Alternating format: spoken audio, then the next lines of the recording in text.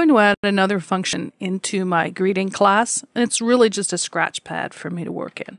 So I'll add a private void function called doWork.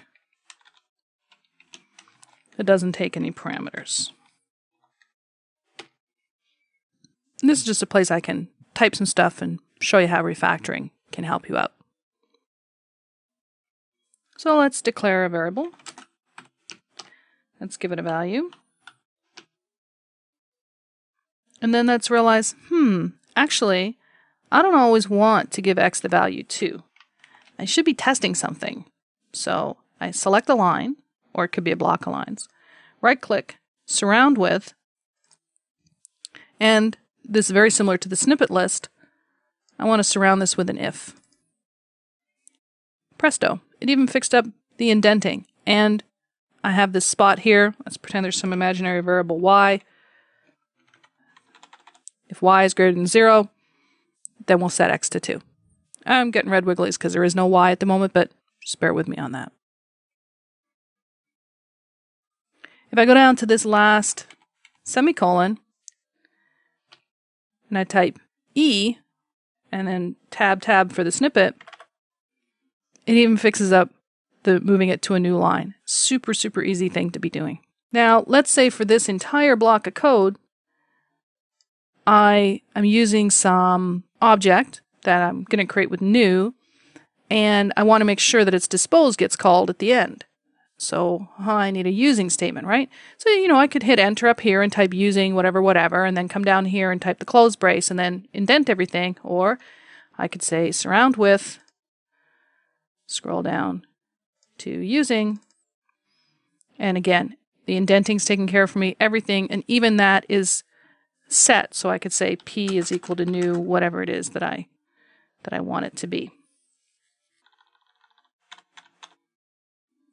This is really how you can kind of think inside out. You write your really simple little line, x equals 2, and then I need to test for this, I need a using for that, I need a try for that. You just select your lines and choose surround with. But you can also say, this whole part here should be some function. Right-click, refactor, extract method. It says, would you like me to call that new method? Well, probably not the world's greatest name, but we'll live with that for now. And if you look at the signature, it doesn't take any parameters and doesn't return anything. I'm going to cancel this.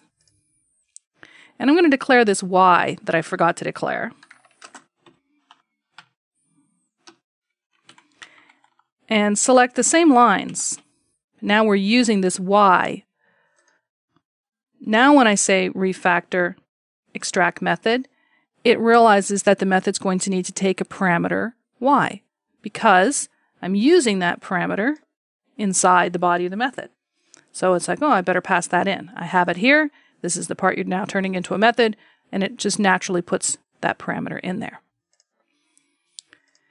Even more so, if I leave the definition of x out of what I'm refactoring and say extract method, it now thinks that this returns an integer instead of a void as it has been doing in all the previous efforts. And if I say OK, it actually puts x is equal to new method at y. And here we're returning that x that got set to 2 here. This is pretty cool stuff. You don't have to do the mechanical, automatic copy and pasting, hitting enter a bunch of times, hitting delete, tab, whatever, moving around. Visual Studio will do this work for you. Now, sometimes the indenting will get a little bit messed up when you've been playing around in your code a lot, and I've seen people go to a great deal of trouble trying to fix up indenting by hand. So let's just do some things to make this a bit messier. And then I'll go on to that Edit, Advanced, Format Document. And just puts them back to how they're supposed to be. It knows what the conventions are. They're under your control under Tools Options, whether you want tabs or spaces, for, or have a different number, and even your rules about how to set up the indentation around function names, ifs, all of that. You should not be hand deleting spaces or hand typing spaces trying to neaten up code. Just every once in a while, go edit advanced format document and it'll tidy it up for you. Let's go back to this new method at y and say for some reason I needed to have a second parameter.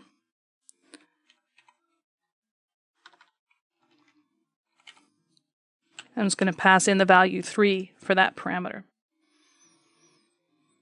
Why did I do that? So that the method could take 2 parameters, because once it takes 2 parameters, I have some more fun available to me on the refactoring menu. I can go in here and say refactor,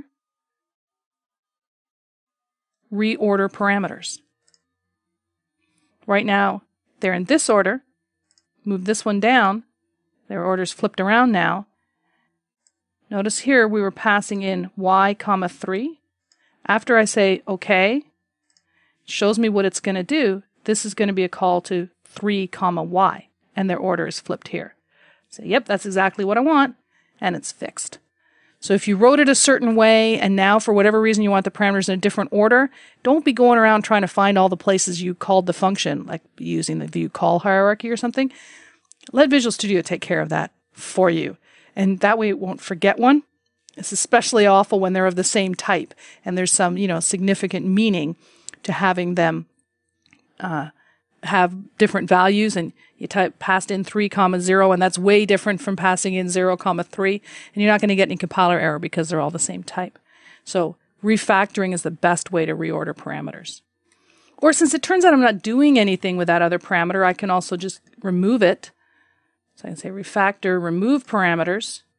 You're gone. Say OK. Again, it shows me what it's going to do. It's going to no longer pass 3 when it's making the call. Say OK, and it does that for me. So it saves you a ton of effort finding all the places something is called, and just make sure that your code stays consistent all the time. The refactoring menu is like a secret weapon for a developer today. Just gets you going faster and gives you no excuse not to keep your code right. If there's something you know you need to do, but you're like, oh, it's going to be so much work. I think I'll do that at the end of the day when I'm not really thinking straight. I don't know why we do this, but it's really popular. I'll do the mechanical stuff when you don't need to think. That way I won't notice when I mess up on the mechanical stuff. Just do that mechanical stuff right now, because Visual Studio will do it for you in a couple of clicks.